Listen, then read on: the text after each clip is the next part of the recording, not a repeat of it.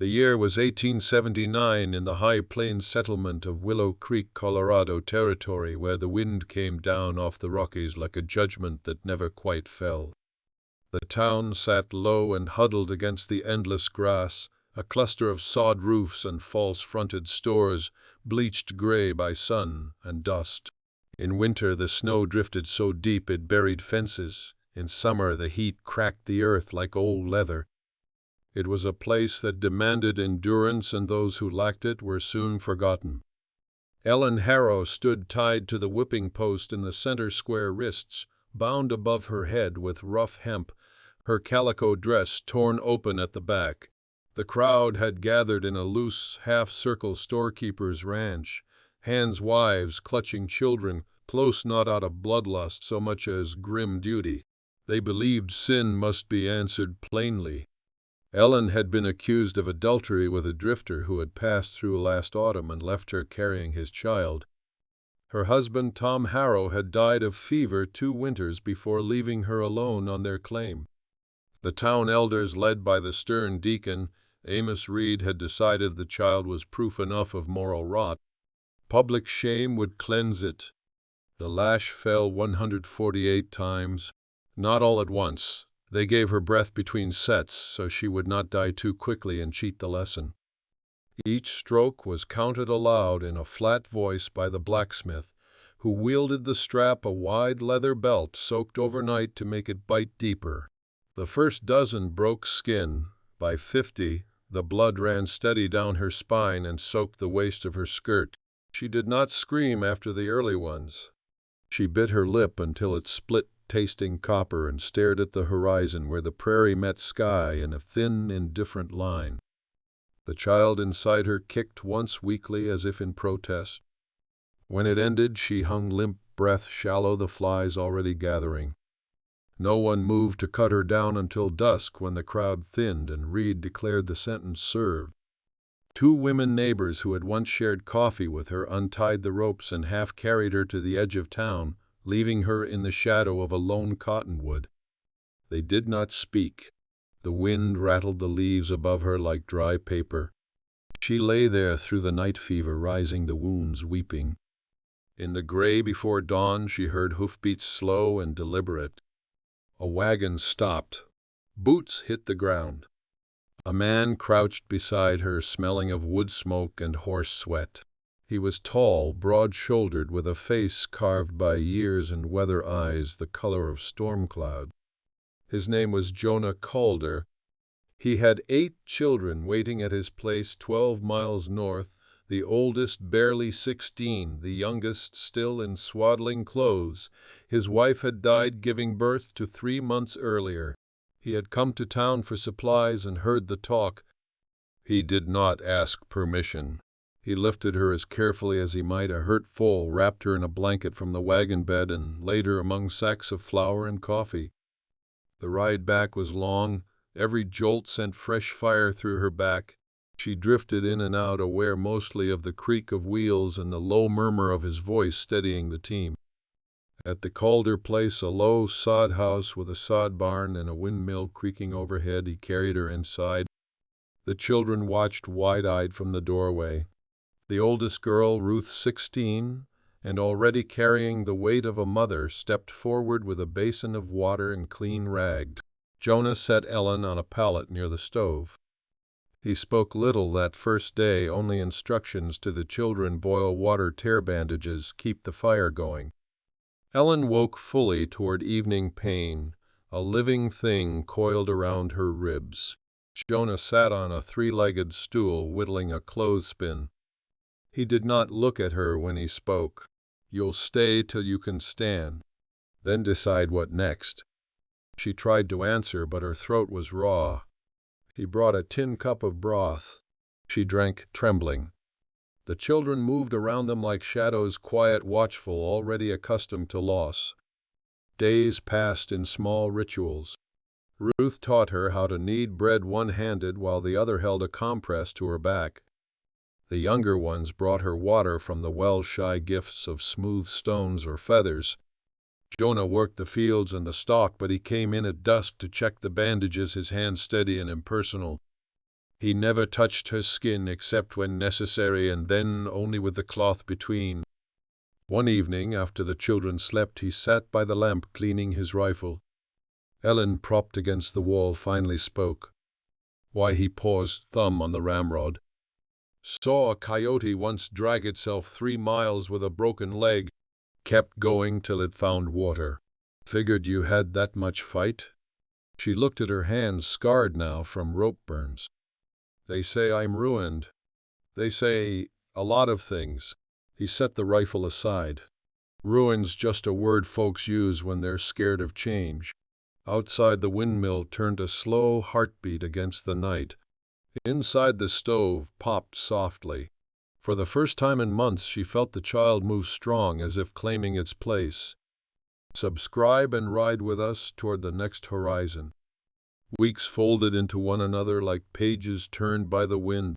Ellen's back healed, slowly leaving ridges of pale scar tissue that pulled tight when she moved.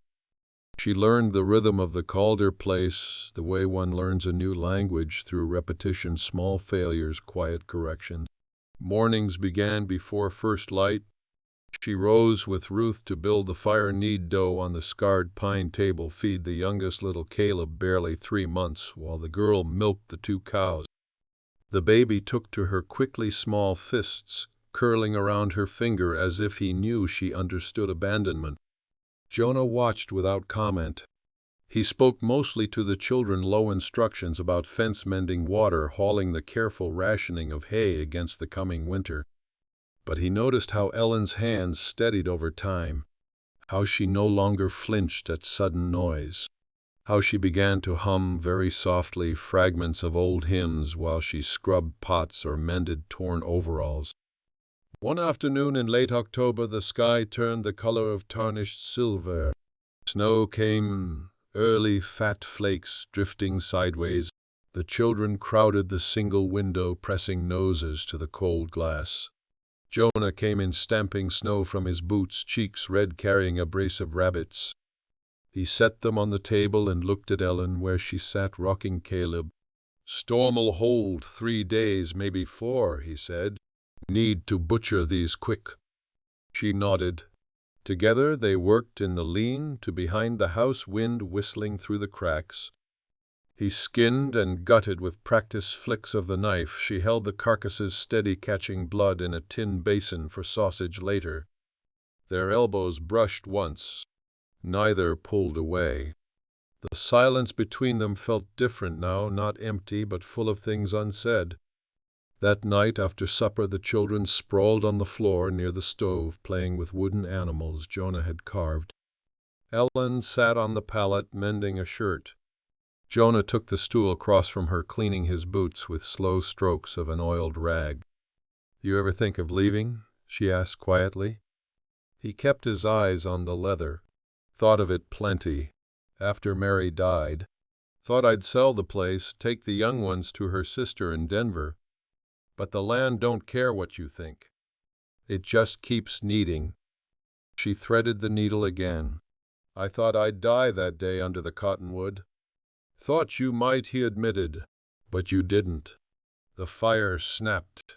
Outside, the wind howled around the corners of the house like something alive and angry. "Town'll come calling," she said after a long pause. "They don't forget." "They'll come," he agreed. "Amos Reed especially. Man's got a ledger in his head where every sin's marked down with interest." She looked at him, then really looked. The lamplight caught the gray threading his dark hair, the faint scar along his jaw from some long-ago fight.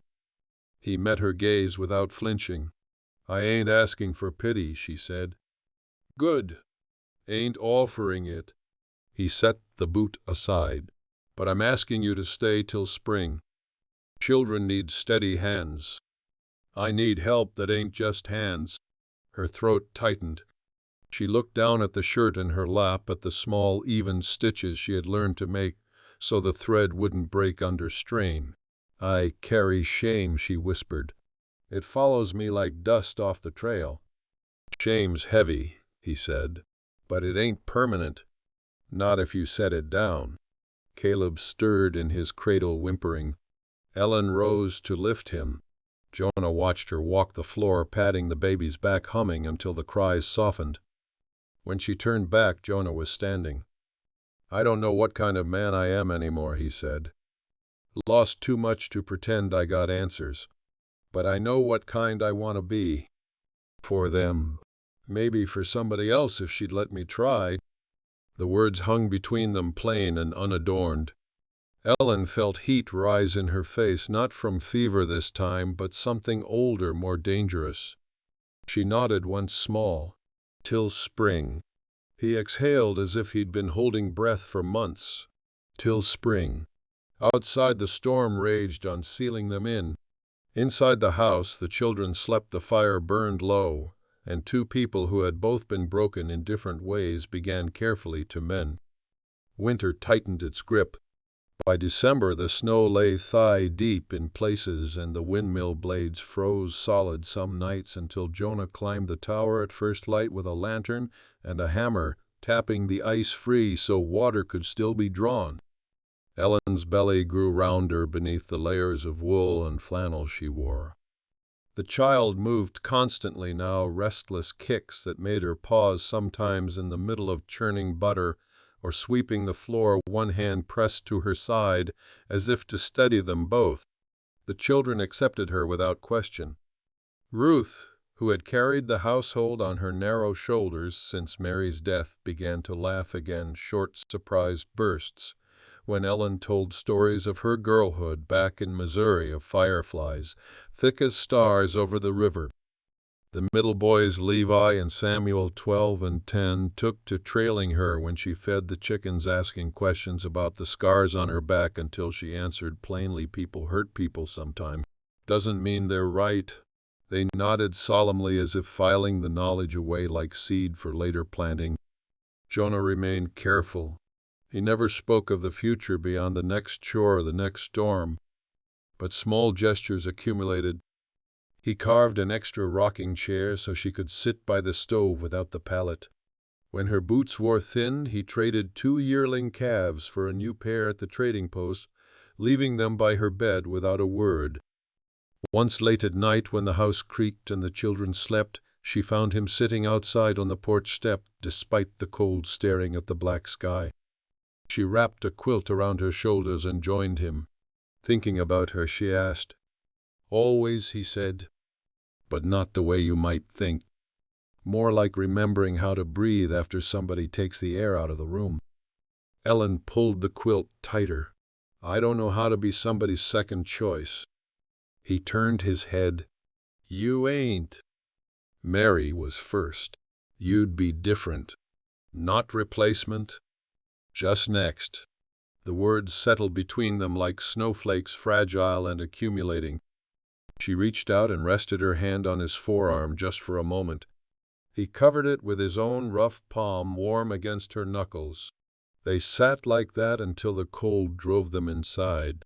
Trouble arrived with the January thaw. A rider came one gray afternoon, a boy no older than 15, face half hidden by a wool muffler. He carried a folded paper sealed with red wax. Jonah met him at the gate. Ellen watched from the window, wiping flour from her hands. The boy spoke low. Jonah listened, jaw tightening. When the rider left, Jonah walked back to the house, carrying the paper like it weighed 20 pounds. "Amos Reed," he said, unfolding it. "Town council's called a meeting. Claimed the child ain't fit to be raised here. Say you're still under sentence. Want you gone by spring or they'll send the marshal." Ellen felt the room tilt. She gripped the edge of the table. "They can't take the child." "They think they can." Jonah set the paper down. "Say the father, your drifter, signed some paper before he left town last fall. Gave up rights. Town's claiming guardianship till a proper home's found." She laughed, once a dry, broken sound. "He never signed anything. He couldn't even write his name straight." "Don't matter what's true," Jonah said. "Matters what they can make stick." That night the house felt smaller. The children sensed it. They were quieter, clinging closer. Ruth sat beside Ellen on the pallet, braiding her hair with careful fingers. "You won't go, will you?" the girl whispered. Ellen touched Ruth's cheek. "Not if I can help it." Jonah stayed up late writing by lamplight. When Ellen rose to feed Caleb, she saw the page's letters to a circuit judge 2 counties over, to a lawyer in Denver who owed Jonah a favor from years back when he'd pulled the man's wagon out of a river crossing. He wrote plainly, without flourish, facts, dates, the whipping, the child's heartbeat under her ribs, the life they were building here. He looked up when she approached. "I ain't much for words," he said, "but I'll use every one I got." She leaned down and kissed his forehead, brief and fierce. "Then use mine too." Outside, the wind had shifted, carrying the faint smell of pine from the high ridges. The thaw had begun to melt the snow into rivulets that ran black across the yard. Somewhere in the dark a coyote yipped once sharp and lonely, then fell silent.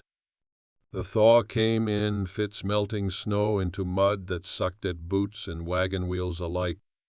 By late February, the yard around the sod house turned to a slurry of brown and gray, the first patches of green grass pushing through like hesitant promises. Ellen's time drew near. She moved slower, one hand often resting low on her belly, feeling the child turn and settle. Sleep came in shallow snatches, broken by dreams of ropes and the crack of leather, only to wake to the soft breathing of 8 children and the steady creak of the house settling against the wind. Jonah rode out most mornings to check the herd, coming back with frost on his mustache and news from neighbors. The letters he'd sent had drawn replies, slow, cautious words from the circuit judge promising a hearing in April if travel cleared, a terse note from the Denver lawyer saying he'd come if paid in advance. Jonah sold 2 steers to cover it, leaving the barn a little emptier, the feed a little thinner. He never complained. Trouble arrived not on horseback but in a black buggy pulled by a matched pair of bays. Amos Reed drove it himself, dressed in his Sunday black, a thin ledger book tucked under one arm. 2 other men rode beside him, town council members, faces Ellen recognized from the square that day. They stopped at the gate just after noon when the sun stood high and the children were scattered, some gathering eggs, some splitting kindling. Jonah met them in the yard, rifle resting easy in the crook of his arm, not pointed, just present. Ellen watched from the doorway, shawl pulled tight, heart hammering against her ribs. Jonah called her Reed, cold voice carrying like a Sunday sermon. "We've come on official business. The woman's time is near. Town's prepared to take the child once it's born. Clean break. No need for more trouble." Jonah didn't move. "She ain't going anywhere. Child neither." Reed dismounted, boots sinking in the mud. He opened the ledger pages, crackling in the wind. "We have documentation. The father relinquished claim. The mother's unfit by her own actions. Law's clear." "The law you made up in a meeting house," Jonah said. "I got letters saying different. Judge'll hear it." Reed's mouth tightened.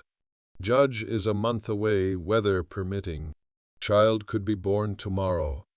We're here to ensure its welfare." One of the councilmen, a narrow man named Hale, stepped forward. "We don't want no fight, Calder. Just what's right." Ellen stepped out, then bare feet cold, in the mud, hand protective over her stomach. The men looked at her, some with pity, some with the same hard judgment she'd felt under the lash. She lifted her chin. "You already took what you wanted," she said, voice steady though it shook inside. "Took my back, took my name in this county. You don't get this child too." Reed closed the ledger with a snap. "You'll force our hand." Jonah shifted the rifle slightly. "You try taking her or the baby, you'll find out what my hand's got in it." The standoff held wind, moving through the bare cottonwoods with a low moan. The children had stopped their work. Ruth stood on the porch steps, little Caleb on her hip, eyes wide. No one moved until Reed finally mounted again. "We'll be back with the marshal," he said. "Pray the weather holds you here till then." The buggy turned wheels, cutting deep ruts.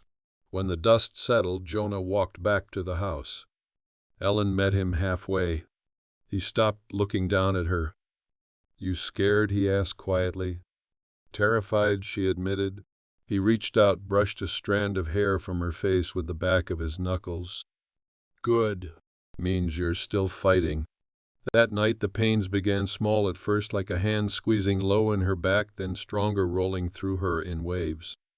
Ruth boiled water, laid out clean sheets. Jonah sent the boys to the barn to keep busy, keep out of the way.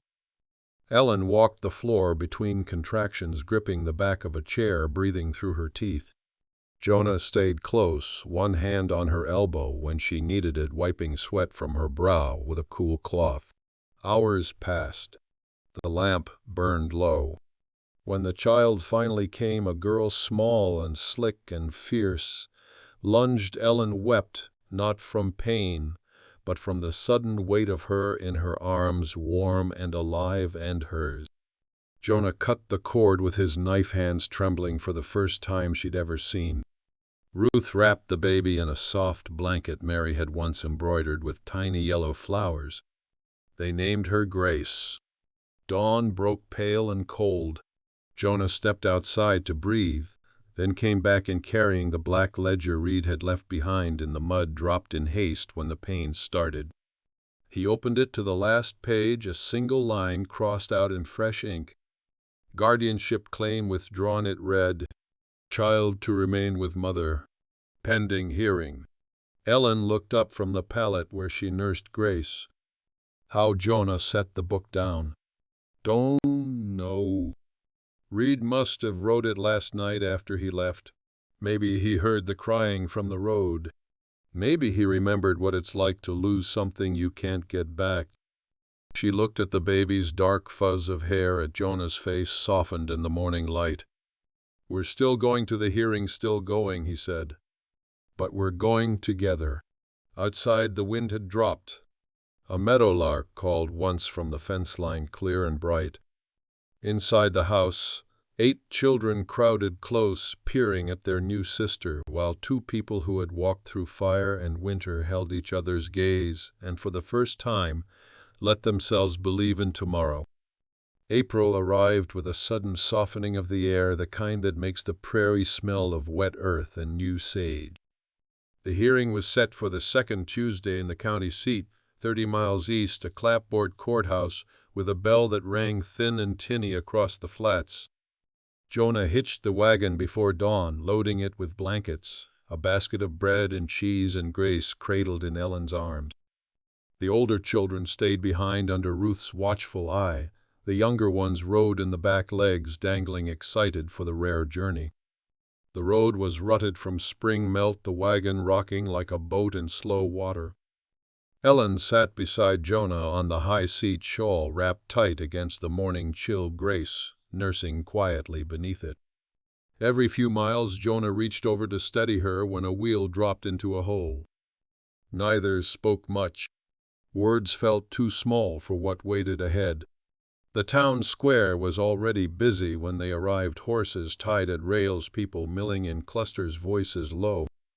Amos Reed stood on the courthouse steps in his black coat, ledger still in hand like a shield. He watched them approach without expression. When Jonah helped Ellen down, Reed's gaze flicked to the baby, then away. Inside the courtroom the air smelled of old wood and lamp oil. A dozen benches faced a raised platform where Judge Harlan sat, gray-haired, broad-shouldered, eyes sharp behind wire spectacles. He had the look of a man who had seen too many claims and too few truths. The councilmen sat on one side. Jonah and Ellen took the bench opposite. Grace fussed once. Ellen rocked her gently, the motion instinctive now. The judge called the room to order with a single rap of his gavel. Reed stood first, voice measured. Your Honor, the child was conceived in sin. The mother was punished according to town ordinance. We seek only to place the infant in a Christian home free of moral stain. He read from the ledger, dates and accusations neat as columns in a store ledger. When he finished, he sat folding his hands. Judge Harlan looked at Ellen. Mrs. Harrow, she rose slowly, Grace against her shoulder. Her voice came out quiet but clear. I was whipped 148 times. I carried this child through every lash. I carried her through winter and fever and nights I thought I wouldn't see morning. She's known no home but the one I've made with these hands. If that's stain, then it's mine to bear. But she's clean. She's innocent. And she's mine. The judge's gaze shifted to Jonah. Mr. Calder. Jonah stood hat in hand. I lost my wife bringing our last into the world. 8 children left behind. I took Ellen in because she was hurt and needed shelter. I kept her because she stayed, because she fed them, sang to them, taught them how to mend what's torn, because she's stronger than most men I know. The child's born under my roof. I'll raise her as my own if she'll have me. If the law says otherwise, I'll fight it till the day I die. A murmur moved through the room. Reed's face tightened. The judge leaned forward. You claim no blood relation, Mr. Calder? None, Jonah said. But blood ain't the only tie that holds. Harlan studied them both a long moment. Then he looked at Grace, who had fallen asleep against Ellen's neck, tiny fist curled near her mouth. Town's claim is withdrawn, he said at last. The mother retains custody. No further interference unless neglect is proven, and I see none here. Case closed. He struck the gavel once. Outside the sun stood high. Reed walked past without speaking, shoulders rigid. The councilman followed. Jonah took Ellen's elbow, guiding her down the steps. Grace stirred, blinking against the light. They stopped at the wagon. Jonah lifted the younger children in, then turned to Ellen. You want to go home? He asked. She looked at him, really looked at the lines around his eyes, the quiet strength in his hands, the way he waited for her answer like it mattered more than breath. I want to go home, she said. With you.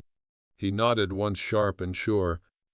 Then he reached into his coat pocket and drew out 2 plain gold bands, simple, worn smooth by years. One had been Mary's, the other he'd traded a good saddle for in town last month. These ain't much, he said, but they're honest. Ellen took the smaller one, slipped it onto her finger. It fit as if it had waited for her. She took his hand and slid the other onto his. They stood there in the middle of the dusty square while people passed and wagons rolled and the bell rang noon overhead. Jonah leaned down and kissed her, slow, careful, like a man tasting something he'd thought lost forever. When they parted, she rested her forehead against his. Till death, she whispered. Till then, he answered. They climbed into the wagon and turned west toward Willow Creek. The prairie stretched wide and golden under the spring sun wind, moving the grass in long, slow waves. Grace yawned in Ellen's arms. The children sang a half-remembered hymn, and the back voices thin and sweet against the creak of wheels. Behind them the town grew small. Ahead lay the sod house, the windmill turning lazy circles, the life they would build day by day, hard, honest, theirs. In the quiet that followed, Ellen felt the last of the old weight lift, carried away on the wind like ash from a long-dead fire. Subscribe to hear echoes from the wild frontier.